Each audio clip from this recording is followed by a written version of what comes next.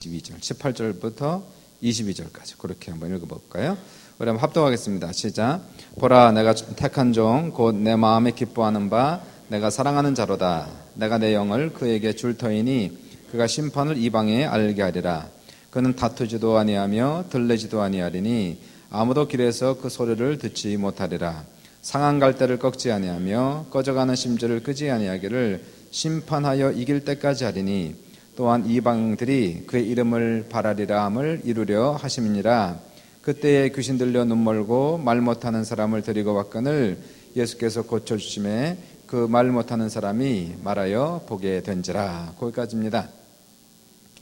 우리가 잘 알지만 예수님은 성령으로 잉태하신 분이죠. 우리 사도신경에서도 늘상 외우는 거지만 우리 주 예수 그리스도께서 성령으로 잉태하사 탄생하셨다. 그러니까 그분은 그 잉태부터 시작해 성령으로 충만하셨던 분입니다. 모태신앙이죠. 진짜 모태신앙입니다. 이 세상에 태어나셔서도 죄 없이 사셨고 성령 충만하게 사셨고요. 우리가 아는 사건으로는 누가복음을 보시면 거기 주님께서 12살 되셨을 때에 성전 안에 가셔서 제사장들과 서기관들과 함께 앉아서 성경에 대해서 깊이 논하는 엄청난 지혜도 있었던 것을 우리가 보게 됩니다.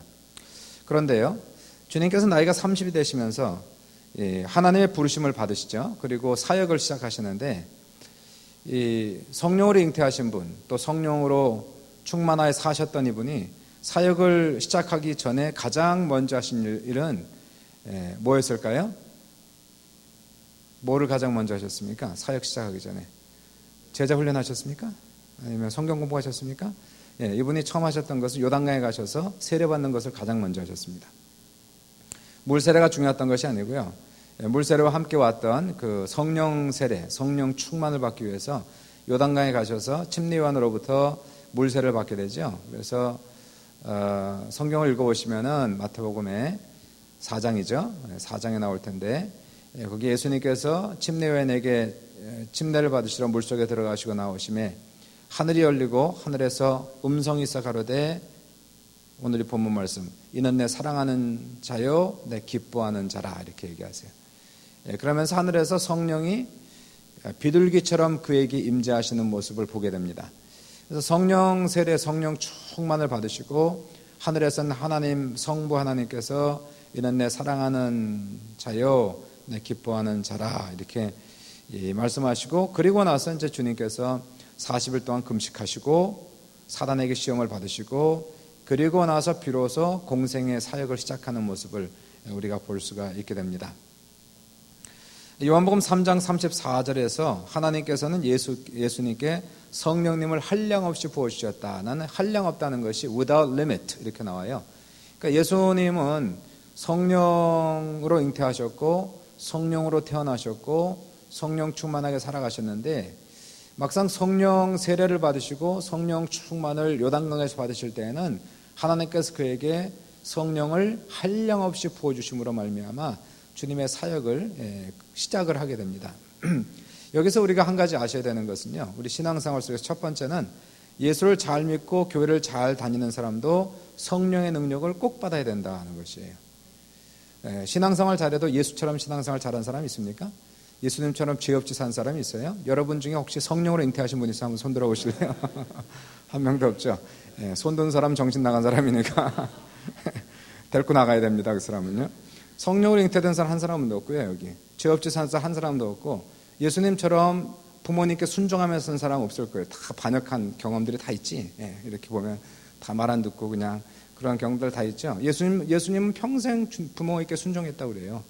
그리고 예수님처럼 지혜가 충만한 분도 여기 한 사람도 없고요. 그러니까 예수님은 살아가면서 하나도 흠잡을 데 없이 사신 분입니다. 그럼에도 불구하고 사역을 시작하기 전에 먼저 가장 필요했던 것은 성령 받는 일이 중요했다는 것을 보게 돼요.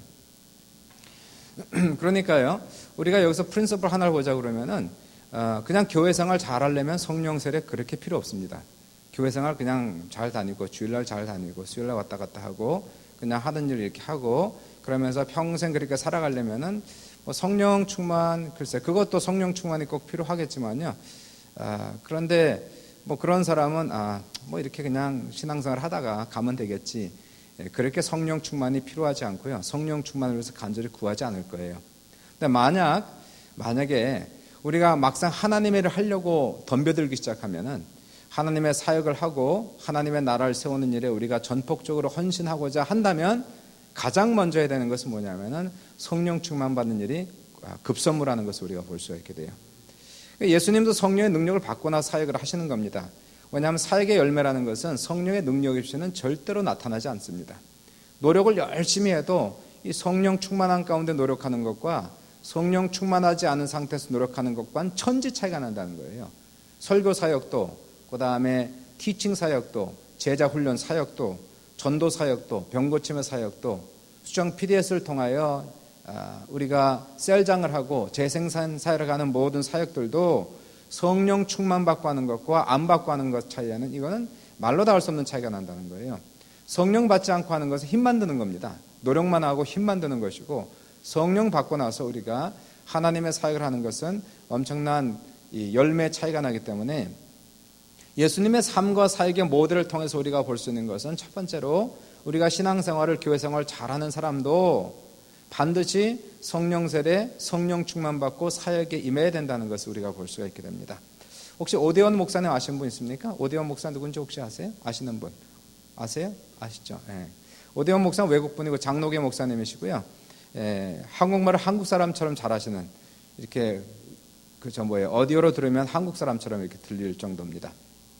한국 예수전도단 시작하신 분이고요. 이분이 장로교회니까 당연히 뭐 성령에 대해서 잘 몰랐던 분이죠. 그러다 나중에 성령 세례, 성령 충만을 체험을 하고, 그리고 간증을 하시는데, 간증이 2010년도 국민일보에 이렇게 실렸어요. 그래서 이렇게 좀 정리를 이렇게 해보면요. 이분이 예수 운동에 모임에서 성령 세례를 받은 후에, 이분이 말한 성령 세례라는 것은 성령 체험하고 방언을 했다는 겁니다. 이 성령 세례를 받은 후에 이 본인과 자기 아내에게 엄청난 영적인 변화가 왔는데, 첫 번째 무엇이 왔냐면은 영적 자유감이었대요. 억누린 자아의 해방감, 이렇게 이분은 표현을 합니다. 이 이전에는 사역을 했는데 누구에게 보여주기 위한 경력의 사역, 이렇게 얘기해요. 경력을 위한 사역이었는데 성령 세례 받고 나서는 성령 인도하시는 섬김의 사역으로 변화받았다, 이렇게 그분이 고백을 합니다. 지난 10년 동안 이분의 간증에 모든 인간의 힘과 지혜를 다해 선교사로 일했다. 우리는 열심히 준비했고 오랜 시간 일했으며 주의 깊게 계획을 세웠고 학생들에게를 관심 있게 들어주었다. 그러나 충분하지 않았다. 이러한 인간적인 노력에는 한계가 있었다. 성령 세례를 받은 후 성령님이 인도하시는 곳으로 그가 선택하는 방식대로 따라가자 우리는 두려움과 의심에서 자유로워졌다. 우리는 다시 태어났다. 성령께서 우리 안에 거하시기 시작했다. 오직 성령의 열매는 사랑과 희락과 화평과 인내와 자비 양성과 충성과 은혜와 절제니 라는 말씀처럼 우리는 성령님을 통해 점차 예수 그리스도의 성품으로 닮아갔다. 우리는 방언으로 말하고 기도하며 노래하는 축복을 받았다. 방언의 은사는 성령의 다른 은사들이 우리 삶에서 활동하도록 문을 열어주는 은사라고 믿는다. 방언을 사용하면 사용할수록 주님과 더 친밀해질 수 있다. 우리는 방언 기도를 통해 주님과 영적으로 더 가까워질 수가 있었다.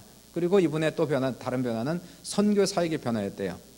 성령 세례를 받은 후에 이분의 마음속에 온 것은 이 선교사로서 한국인을 섬길 뿐 아니라 이제는 한국인들이 열방으로 나가는 선교사가 되도록 훈련해야 되겠다는 마음이 생겼다는 거예요.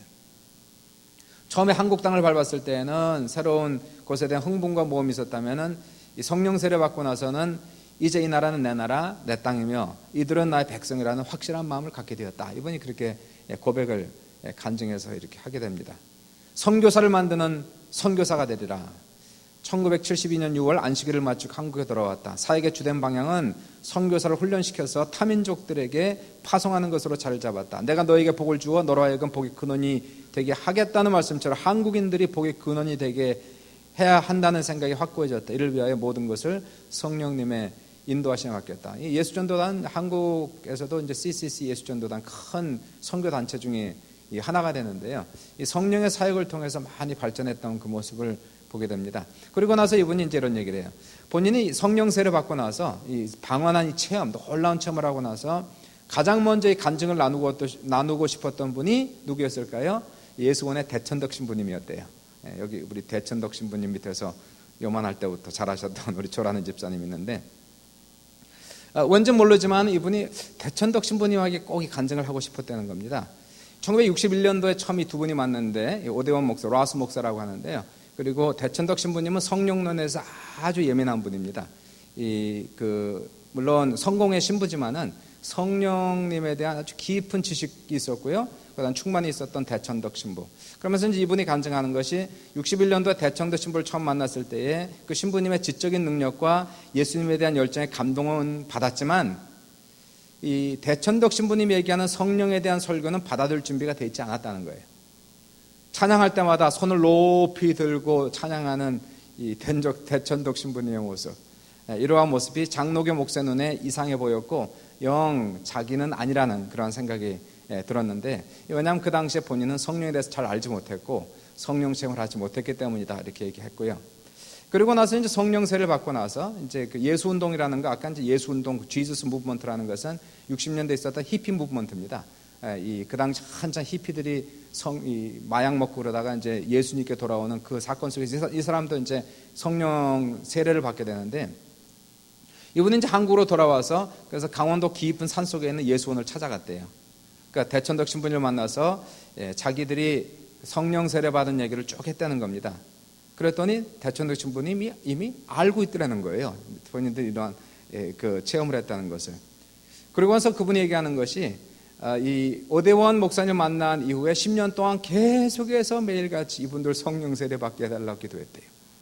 그러면서 얘기하는 것이 오대원 신부님께서 대천덕 신부님 하신 말씀이, 지난 10년 동안 하나님께서 로스 목사 부부, 오대원 목사죠, 성령으로 감동시켜서 차고 넘치게 해달라 권고했습니다. 그리고 기도 가운데 당신들이 성령 체험하는 사실을 알게 되었습니다. 이게 참 대단한 신령한 분들입니다.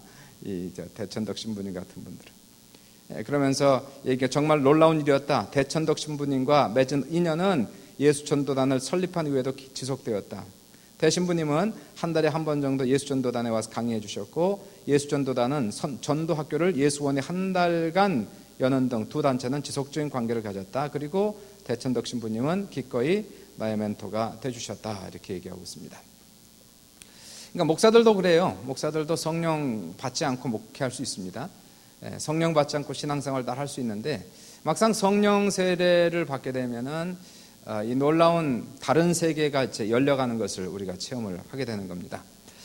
오늘 본문에서도 예수님에 대한 말씀을 하시면서 첫 번째 18절에 보라 내가 택한 종 곧 내 마음에 기뻐하는 자 내가 사랑하는 자로다. 내가 내 영을 그에게 줄 터이니. 이것이 주님께서 침례받고 올라올 때 그대로 이루어졌던 예언의 말씀이 되겠고요. 그러니까 성령, 그 다음에 이제 그 예수님이 받은 성령 충만의 내용을 가만히 보시면은, 두 번째는 성령 충만은 인격이 변화를 가져온다. 따라해 보십시오. 인격이 변화를 가져온다. 굉장히 중요한 내용입니다. 19절과 20절 보시니까 성령 충만 받은 주님의 모습을 보십시오. 19절 20절에 그는 다투지도 아니하며 들레지도 아니하리니 아무도 길에서 그 소리를 듣지 못하리라. 상한 갈대를 꺾지 아니하며 꺼져가는 심지를 끄지 아니하기를 심판하여 이길 때까지 하리니. 이분의 그러니까 성령 충만한 예수님의 성품이 어땠다는 겁니까? 19, 20절 보시니까 그분의 성품은 온유하고 겸손하신 분이었다는 거예요. 이게 성령 충만의 특징이었다는 겁니다.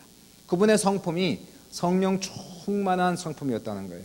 시끄럽지 않고 조용하신 분이었다는 거예요. 더 나아가서 그분은 긍휼이 많으시고 친절한 분이었다는 겁니다. 여러분, 사람이 변할 수 있습니까? 변합니까? 안 변합니까? 별로 대답이 없어요. 변하는 거예요? 안 변하는 거예요? 사람은 변할 수 있는 겁니까? 안 변하는 겁니까? 변해야죠. 예. 변해야지 내가 목회할 맛이 나지. 변하지도 않을 사람들 데리고 뭐 하려고 하겠어요. 그죠?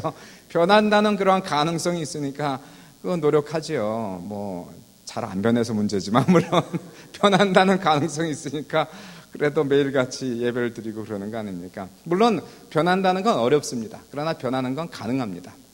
나도 변할 수 있고 너도 변할 수 있다는 거예요. 한번 서로 인사할까요? 당신도 정말 변할 수 있습니다. 네. 그러니까 옆에 있는 사람이 너나 변해라 그러죠. 나는 다 변했다. 한 사람이 변화한다는 건 정말 어려운 일이에요. 흔히 어머니들이 하는 얘기가 있죠. 자식을 자식은 내가 겉을 낳았지 속까지 낳았냐 그런 얘기예요. 예, 자식 농사가 제일 어렵대죠. 잘해도 자식은 내 마음대로 안 되는 거라. 정말 자식은 힘들다는 거예요. 이 겉은 나하고 똑같지만 속 그거는 안 된다는 겁니다. 아내가 정성을 들이고 사랑한다고 남편이 바꿔줄까요? 예, 사람 되기는 힘든 겁니다. 사람이 뭘 때려부시는 그러한 파괴하는 그러한 성격을 가진 사람, 이거 변하기 되게 어렵습니다. 혈기 있는 사람 변하기 되게 어렵습니다. 책 중에 이런 성격이 있어요. Complaint form personality. 다시 말해서 불평형의 인간이 있대. 불평형의 인간. 아예 인격 자체가, 그러니까 성격이 여러 유형이 있지 않습니까? 뭐 내성적, 외향적, 무슨 적. 근데 불평형 인간이 있다는 거예요. 그러니까 이건 타고나면서 성격적으로 그러한 불평형 성격을 가지고 태어났다는 겁니다. 이런 사람은 어디다 갖다 놔도 불평한다. 그 책에 하면서 그렇게 나오는데요. 그럼 이 사람은 불가능하다는 얘기 아니야? 그렇게 태어났으면. 아예 DNA가 불평하는 그러한 인간이라면은 뭐 안 되는 거지. 쉽게 얘기하면 불가능하다는 거 아닙니까? 이 참 안 되는 것이, 가난할 때 악한 사람이 돈 많이 벌었다고 선해지는 것도 아니고요. 무식할 때 인간성이 잘못된 사람이 공부 많이 했다라고 사람 되는 것도 아니고, 박사학위를 많이 가졌다고 사람 되는 것 전혀 아닌 것이, 사람 되는 것은 지식과 관계없다는 것을 우리가 볼 수가 있게 된다는 겁니다. 종교 생활을 열심히 해도 사람 변하지는 않는다는 거예요. 교회를 100번 다녀도 1000번 다녀도 속 사람은 안 변한다는 겁니다. 교회를 다니는 것 가지고는 변하지 않는다는 얘기예요. 언제 변할까요? 정말로 변하는 거. 우리 속 사람이 변하려면 육은 육이고 영은 영이거든요. 육적으로는 결코 우리의 속 사람이 안 변합니다. 영적인 걸 얘기하고 있기 때문에 영은 영으로 변하는 겁니다. 정말로 변하는 것은 우리가 예수를 제대로 믿고 성령 충만을 받아야 우리가 정말로 변한다는 거예요. 믿으시면 아멘 합시다. 거듭난다 그런 표현이 있죠. 거듭난다는 건 다시 태어나는 거니까, 다시 태어날 땐 다른 성품으로 태어난다는 거예요. 본래 내가 받은 성품이 있고 거듭날 때에 하나님으로부터 받는 성품이 있다는 겁니다. 물론 두 성품이 싸워서 문제지만은 그래도 하나님의 성품이 우리 안에 내재하여 들어오고 있다는 것을 보게 돼요. 부부간에 10년 동안 살다가 과격한 성격이 이유가 돼가지고 결국은 결혼 생활을 뒤에 두고 별거 생활에 들어간 부부가 있었대요. 별거 하는 중에 남편이 교회를 다니고 정말 예수를 믿고 거듭났다는 겁니다. 그래서 이 사람이 정말로 변화를 받았어요. 눈물을 흘리고 회개하고 변화를 받아가지고 중생한 거죠. 중생해서. 그래서 이제 새 마음을 가지고 아내를 찾아가서 다시 시작하자고 간청을 했답니다. 정말로 여보 한 번 더 시작하자. 이번에 잘할게. 다시는 내가 안 그럴게. 근데 이 아내가 내가 또 속냐 그러더래. 내가 몇 번 속았는데 안 속는다. 죽어도 안 속는다. 그래갖고선 도저히 말이 안 막히더래. 그렇지 한두 번도 아니고 한 수십 번 그랬으니까. 그러니까 나중에는 이분이 정말 자기는 변했거든요. 자기가 변했는데 아내가 안 믿어주는 거예요. 그래서 할 수 없이 이분이 이제 목사님을 찾아가서 좀 부탁을 해서, 목사님 좀 제 아내 좀 만나주시고 좀 설득 좀 해달라고. 그래서 목사님 또 찾아갔대요. 그 남편하고 같이 찾아가서 부인을 만나고 10년 속았지만, 자매님 10년 속았지만 한 번만 더 속는 셈 치고 한번 살아보라고. 예수 믿고 나서 정말로 변했으니까 한 번 더 시도해보라고. 그랬더니 이 부인이 안 된다는 거예요. 자기는 다시는 안 속는데, 이런 인간하고 도저히 살 수가 없다는 거예요. 내가 아무리 노력하고 아무리 참고 인내해도 이 사람 안 변하더라는 거예요. 그래서 예수가 어떤 사람인지 모르겠지만은 예수 믿는다고 안 달라질 거라고. 이 사람 아직 교회 안 다니니까. 그래서 지금 목사님께서 지혜를 썼대요. 그래서 한마디로 이왕 속였으니까 그럼 속는 셈 치고 딱 한 달만 계약 조건으로 살아보라고. 한 달 살아도 안 변하면은 그때는 얘기 안 하겠다고. 그래서 이제 이 아내가, 이 여자분이 이제 한 달이라니까 한 달 정도는 그래 한번 참아보자. 그래갖고선 한 달, 딱 그럼 한 달입니다. 딱 한 달입니다. 그랬더니 목사님은 한 달이라고 그랬고, 그 남편도 여보 한 달만 살아주면 다시는 내가 다시 살자는 얘기 안 할게. 그래서 딱 한 달만 살아보겠다고 재결합했는데 지금까지 살고 있답니다. 그리고 그 두 사람이 교회를 열심히 다니고 지금 집사로서 사역을 좀 잘하고 있다는 거예요. 물론 지금 영원히 안 싸운다는 얘기는 아니지만은 많이 변했다는 거 아니겠어요? 정말로 많이 그 사람의 인격이 예수 믿고 변화를 받았다는 것을 보게 되는 겁니다. 예수 믿고 성령 충만을 받았다는 것은 내면의 세계에 변화를 체험한 걸 얘기하는 것이거든요. 교회를 다니는 것은 외적인 활동입니다. 교회 봉사하는 것, 뭐 사역하는 것, 그런 걸 가지고 사람이 변하진 않아요. 그런 건 교회 생활은 잘 적응할 수 있지만은 정말 내면의 세계는 누군가 내면의 세계를 만져주는 누군가가 있어야 되는 거예요. 여러분의 내면의 세계를 누가 만져줄 수 있습니까? 우리가 만질 때 사람의 몸은 만질 수가 있어요. 말을 하면 그 사람의 감정은 만질 수가 있어요. 그러나 더 깊은 세계가 있습니다. 사람의 저 깊은 세계, 말할 수 없는 그 저 깊은 영적인 세계가 있는데요. 그 세계는 우리가 손으로도 만지지 못하고 말로도 만지지 못하는 거예요. 그 세계는 오직 성령만이 깊이 들어가셔서 만질 수 있는 세계라는 것입니다. 그래서 우리가 예수를 믿고 성령 충만을 받으면 그분이 오셔서 우리의 내면의 세계를 만져주기 시작하는, 그때에 진짜 변하기 시작합니다. 이 전까지는요, 이게 뭔 소리인지 몰라요. 정말 주님께서 내 심령 깊은 곳에 찾아오셔서 나의 내면의 깊은 세계를 만져주시고 성령과 함께 같이 인격적인 교제를 하기 시작하면은 필요할 때는 내 안에 있는 상처를 위로하시고 격려해 주세요. 그래서 내가 정말 위로를 받아, 정말 격려를 받아요. 때로는 나도 모르는 죄를 주님께서 지적을 해주세요. 그리고 책망을 해주세요. 옛날에는 사실 그거 죄로 생각하지 않았는데 성령 충만 받고 나서 빛을 비추어 주면서 그리고 그 죄를 성령이 지적하는 겁니다. 그러니까 부모가 지적해도요, 튀거든요. 남편 지적합니까? 아예 내비두지, 그런 거 지적하는 게 아니에요. 그죠? 이건 남편도 안 되고 아내도 안 되고 부모도 안 되고 안 되는 건데 성령이 지적하니까 거기에는 무릎을 딱 꿇는 겁니다. 하나님이 지적하는데 어떻게 감히 거기에 대적할 수가 있어요? 대적을 못하는 거예요. 그러니까 정말로 깨달음이 오는 거지. 내 안에 내면의 깊은 세계 속에 나의 문제가 무엇이고 그리고 나의 잘못된 인격의 무엇인가를 그분이 직접 보여주시니까 진정한 회개가 여기서부터 터지기 시작하는 겁니다. 옛날에는 저 사람이 문제인 줄 알았더니 알고 보니까 내가 문제였다는 거예요. 그리고 내가 변하기를 시작하는 겁니다.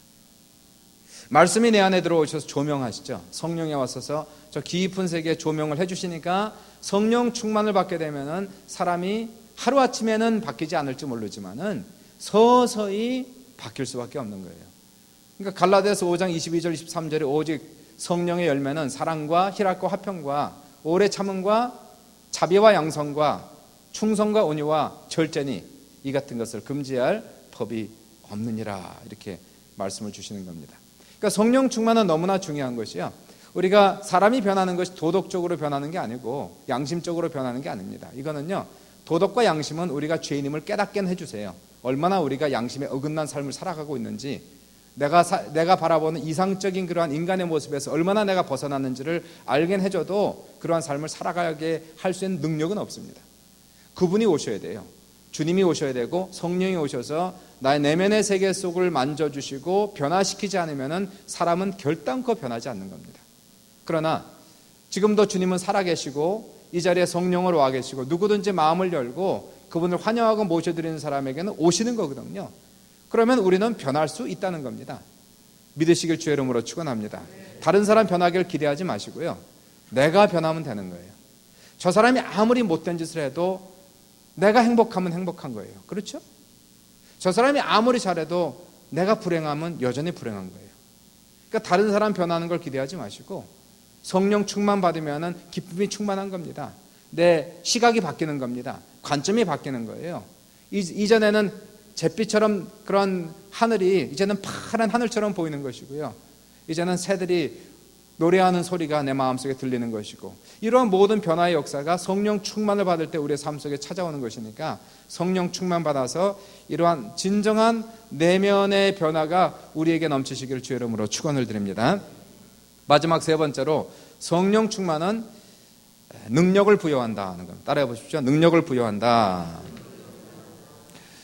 예, 제가 여기 변화된 모습, 이렇게 사람이 착해지고 온유해지고 이거는 말씀드렸는데, 사람이 착하다고 사역을 잘하는 건 아니죠.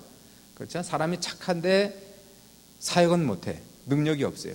이런 사람들이 좀 있습니다. 착한 것은 기본입니다. 그건 기본으로 깔고 들어가는 거예요. 기본이 튼튼하지 않으면 다 무너지는 거예요. 그러니까 기본을 깔고 들어가는 겁니다. 우리가 인격적으로 올바른 인격을 갖는 것은 대단히 중요한 것이, 그러나 인격만 가지고 사역을 잘하는 건 아니라는 얘기예요. 사업가는 착하다고 사업을 잘하는 게 아니라 사업의 기질이 있어야 돼요. 사업의 능력이 있어야 돼요. 사업의 기술이 있어야 되는 것이고요. 정치인들은 착하다고 정치인을 잘하는 게 아니라 정치 세계에 뭐라 그래요? 뼈가 굵어져야 이 정치 세계를 아는 겁니다. 그리고 정치를 할 수가 있는 거예요. 이번에 저스틴 트루도가 이 자유당 당수가 됐죠. 지난주 말고 지난주에 10 며칠인가 자유당 당수가 됐어요. 그러니까 벌써 이제 이쪽에 다른 쪽에서, 그러니까 토리 쪽에서 컨저버티브죠. 이쪽에서 이 광고를 막 내는 겁니다. 막 네게티브 애드를 막 내요. 네게티브 애드 내면서 무슨 네게티브 애드, 보수당에서 부정적인 광고를 저스틴 트루도에서 막 내기 시작하는데 가장 강하게 이제 다가오는 애드가 뭐냐면은 이 저스틴 트루도가 뭘 아냐? 이 사람이 무슨 정치 경험이 있냐? 이 사람의 경력은 캠프 카운슬러였고 정치적으로 엉뚱한 소리를 하고 있으니 이런 사람에게 어떻게 캐나다를 맡길 수 있느냐? 저스틴 트루도 he's in way over his head. 이런 식으로 이제 광고가 납니다. 이건 뭐 도저히 감당 못한다. 이런 사람은 못 맡긴다는 얘기예요. 안철수 씨 같은 사람도 정치 들어갈 때 서울대 융합과학기술대학원, 그래서 저도 걱정이 되는 게 참 지식인이라고는 하는데 과연 정치를 한 번도 해보지 않은 사람이 정치 들어가서 할 수 있을까? 이런 난 투표도 할 자격도 없으니까 그냥 염려만 한 거지 뭐. 염려만 하고 그럴 수 있을까? 그냥 그런 걱정만 드는 거예요. 뭐 공부 잘한다고 똑똑하다고 정치 경험 없는 사람이 무슨 정치를 하겠어요. 정치를 하려면은 거저 한 10년에서 20년은 굵어야 뭐가 이게 들어오는 거 아닙니까? 목회자도 마찬가지 아닙니까? 목회도 일찍 들어가서 오래 해봐야 경력이 있어야, 능력이 있어야 목회도 잘하는 거죠. 목사가 착하다고만 목회 잘합니까? 주변에 착한 목사님들 엄청나게 많이 봤는데요, 목회는 안 되는 분들이 많아요. 착하다고 되는 게 아닙니다. 이 교회 안에는 엄청난 영적인 전쟁이 있는 거거든요. 전쟁의 영적인 그러한 전쟁이 무수한 영적 전쟁이 있는 것이기 때문에 내가 착하다고 귀신을 쫓아냅니까? 안 되는 겁니다. 착하다고 모든 일, 그것이 아니고요. 목사는 목회의 능력이 있어야 목회를 잘하는 거예요. 당연히 물론 아까 말씀드렸지만은 이 캐릭터는 깔고 있어야 되는 거. 아주 기본적으로 그건 있어야 되는 것이고요. 그러나 기본이 튼튼하다고 그 사람이 모든 일을 잘하느냐? 그것은 아니라는 것을 우리가 볼 수가 있게 됩니다. 오늘 본문을 보시니까 22절에서 20절과 19절, 18절, 20절에서는 19절에서는 주님의 성품을 얘기하고요. 성령 충만한 성품을 얘기하고 22절에서 그때 귀신 들려 눈 멀고 말 못하는 사람을 데리고 왔거늘 예수께서 고쳐주심에 그 말 못하는 사람이 말하며 보게 된지라 이렇게 나오는 겁니다. 예, 이 귀신 들려서 눈 멀고 말 못한 사람이 예수님이 고쳐주시는 능력이 나타나는 거 아니에요. 사람들이 왜 예수께 찾아왔을까요? 성품이 착해서 찾아왔을까요? 그것이 아니고 가면은 뭔가 내 문제 해결받을 수 있으니까 간 거예요. 수많은 사람들이 주님을 찾아가는 것을 우리가 볼 수가 있게 되는 겁니다. 오늘도 오기 전에 누구 테이블에 귀신 쫓는 목사 누구더라? 누구 있어요? 이름이 갑자기 생각이 안 나네. 그분 뭐 한국에서 이단이라는 사람이 있어요. 뭐 이단. 거기 말고 그 밑에서 김규덕 말고 그 밑에 있던 분이 나중에 있어요. 이건 좀 젊은 사람인데 유명한 사람이 있습니다. 있다 그래요. 하여튼 뭐 그게 누군지 아는 게 중요한 게 아니고 그분이 있어요. 이초석 목사. 이초석 목사 거 봤어요. 귀신 쫓는 거 이렇게 봤습니다. 근데 나 같으면 좀 그렇게 안 쫓겠어. 좀 너무 이렇게 왜 소리를 막 지르는데 조금 이게 뭐 이렇게 막 콱 치고요 이렇게. 그런데 좀 그렇더라고. 좀 이렇게 좀 부드럽게 못하나? 이러한, 나 같으면 방법론으로는 그렇게 안 하겠어. 방법론으로는. 근데 사람은 엄청나게 모여들어. 왜 그랬을까요? 자기 문제 해결 받으니까 오는 거예요. 귀신이 정말로 쫓겨나니까, 병이 고침 받으니까 오는 거라. 뭐 한국에서 2단이고 3단이고 어떻게 해도 하여간 일단 내 문제 해결 받으니까 오는 거예요. 자기의 문제가 해결받고 병자가 고침받고 조는 자리가 일어나니까 뭐 아무리 이단이라고 해도 우선 내 문제 해결받으면 오겠다는 거거든요. 그러니까 뭐 수천 명도 모이고 수만 명도 모이는 겁니다. 그러니까 예수 그리스도의 사역을 가만 보시면은 왜 주님이 가는 곳곳마다 그렇게 수많은 사람들이 따라다녔을까? 그분이 착해서 좋아서 그것만 가지고 안 되고요. 그들이 왔던 것은 병자, 귀신 들린 자, 간질병자, 환자, 문제 있는 사람들이 모두 모여든 것은 주님 만나면 내 문제 해결받는다는 것을 믿었기 때문에 온 거예요. 이 능력이 어디서 왔을까요? 이게 성령의 능력에서 오는 겁니다. 성령의 능력을 받아야, 그러니까 주님도 이 사역을 시작하기 전에 먼저 했던 것은 성령의 권능과 능력을 먼저 받고 나서 그리고 나서 이 사역을 시작하는 것을 우리가 볼 수가 있게 되는 것입니다. 상당 선교를 가면은 제가 느끼는 게 내가 능력이 조금만 더 있었으면 좋겠다. 이게 영적 욕심인지 모르겠지만은요. 하여튼 뭐 많은 역사가 나타나지만은 좀 더 큰 능력이 있었으면 좋겠다. 왜냐하면 너무 환자들이 많으니까, 너무 그런 문제들이 많으니까요. 조금 더 이렇게 나타나는 능력을 가지고 그들의 병을 엄청나게 많이 고치고 귀신을 엄청나게 많이 쫓으면은 엄청나게 많은 사람들이 주께로 돌아오겠다. 이 말씀만 가지고도 이렇게 엄청나게 많은 사람들이 돌아오는데 거기 더하여서 더 큰 능력이 만약에 임한다면은 뭐 조금 능력이 나타나는 사람들이 모이는데요. 뭐 더 큰 능력이 나타난다면은 이런 나라에서 몇만 명이라도 주님께로 한꺼번에 돌아오겠다는 그런 생각이 들어요. 이게 뭐냐면 성령의 능력이거든요. 그러니까 우리가 사역을 잘하고 더 큰 사역을 하려면은 반드시 성령의 능력이 우리에게 꼭 필요하다는 것을 우리가 보게 되는 겁니다. 우리가 물론 그런 사역도 있겠지만은 교회 안에서 셀장을 한다든가, 셀장이 뭐 만만합니까? 그건 만만한 거 아닙니다. 그 영혼을 구원하고 그 다음에 재생산하고 셀을 분가시키는 그 사역이 내 노력 가지고 되는 겁니까? 안 되는 것이거든요. 이거는 성령께서 나에게 같이 하시고 임재하셔서 내가 능력을 받아서 내 힘이 아닌 하나님의 능력을 가지고 영혼을 구원하고 사람을 키우고 양육해서 분가시켜야지만이 가능한 것이지 자기의 능력으로 자기의 노력으로 절대로 불가한 것을 우리가 볼 수가 있게 되는 거예요. 그러니까 우리가 교회 안에서 또 교회 바깥에서 하나님의 일을 하고자 우리가 마음에 작정하였다면 가장 먼저 해야 되는 게 뭘까요? 예수님께서 사도행전 1장 4절에 말씀하시기를 너는 예루살렘을 떠나지 말고 내게 들은 바 아버지 약속하신 것을 기다리라. 요한은 물로 세례를 베풀었거니와 너는 몇 날이 못되어 성령으로 세례를 받으리라 하시니라. 오직 성령이 너에게 마시면 너에게 권능을 받고 예루살렘과 온 유대와 사마리아와 땅끝까지 이르러 내 증인이 되리라 하시니라 이렇게 말씀합니다. 그러니까 성령의 능력은 너무나 중요합니다. 우리는 종교 생활하는 게 아닙니다. 이슬람처럼 종교적으로는 멋있어 보이죠.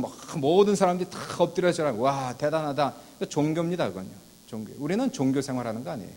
우리는 성령과 인격적 교제를 통해서 하나님과 어떤 만남을 통해서 살아가는 것이기 때문에 우리가 꼭 필요한 것은 무엇이냐면은 오늘도 우리 안에 계신 성령님을 환영하고 모셔드리고 인정하고 이 성령의 역사심과 성령의 기름 부으심 우리의 삶 속에 넘침으로 말미암아 내 속사람이 변화받고 그리고 나에게 능력이 덧입혀지기를 무슨 일을 해도 그 일들을 잘 감당할 수 있기를 성령 충만한 사람은 정치를 해도 잘하고요 사업을 해도 잘합니다. 다 주님께서 도와주시는 그런 역사가 나타나기 때문에 그런 것이에요. 성령 충만한 우리 모두가 되시길 주의 이름으로 축원드리고 성령 체험하시고 방언하시고 귀신을 쫓으시고 병을 고치고 가르치고 전도하고 셀을 하고 양육하고 재생산할 수 있는 우리 귀한 모든 성도들 다 되셔서 이 교회 폭발적인 하나님의 능력의 역사가 여러분들에게 저에게 넘치시기를 주님의 이름으로 축원합니다. 주의 이름으로 축원합니다.